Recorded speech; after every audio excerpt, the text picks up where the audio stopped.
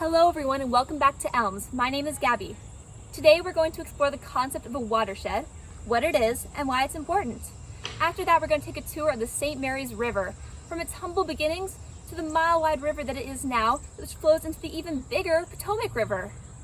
Then we'll look at the geography of our county, the points of interest along the river, and the human activity taking place on the watershed. So come along! Let's get started. Okay, I'm going to throw out the fancy technical definition of a watershed right off the bat. A watershed is the area of land that drains into a body of water. The body of water could be a stream, creek, river, swamp, or bay. Even the little mud puddle by your home is a watershed.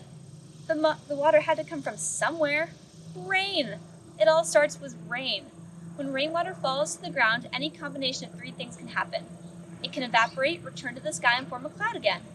It can soak into the ground, or it can flow over the top of the ground like water running down a driveway or off the roof of your home.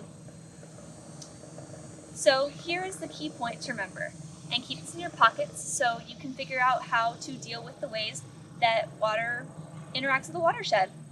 Water flows down from the highest point to the lowest point, so that marsh, swamp, river, creek, or even that puddle must be at the lowest point. And wherever water collects, there is a low spot. Follow me and let's take a closer look. Take a look. A watershed looks something like this. There are always hills or mountains surrounding the watershed. Why? Because water flows downhill. There has to be a hill or the water would just stay in the same spot and then soak into the ground or evaporate. Now, it doesn't have to be a big hill, just higher than the land around it. Then what will the water do?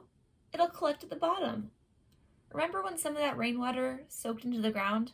Underground water flows downhill too. Sometimes that water finds its way back to the surface and emerges as a spring, and sometimes it slowly seeps into creeks, rivers, ponds, and lakes. Do you have a well for your drinking water at home? I don't, but they seem pretty cool.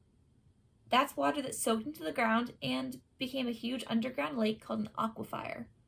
Even big rivers can suddenly disappear underground and then suddenly show up on the surface in an entirely different place. Whether above ground or below water is tricky, but you can always count on it flowing downhill. Think about that for a moment. Water flows downhill and collects at the bottom. If I was lost in the woods and very thirsty, where would I go to find water? Figure it out? Downhill! Now let's look at something else we can figure out. If I'm looking at a map that does not show streams or rivers, then I can figure out where the hills are. Let's take a closer look at this because when we tour the St. Mary's River in our next video, we will be looking at a lot of maps. This is a map of St. Mary's County. All those blue lines are streams and creeks. We know the water flows downhill and small streams flow into even bigger streams that lead to rivers and eventually the Chesapeake Bay and the Atlantic Ocean as well. Take a look at this area. On the right side, there is the beginning of a stream that connects to other streams.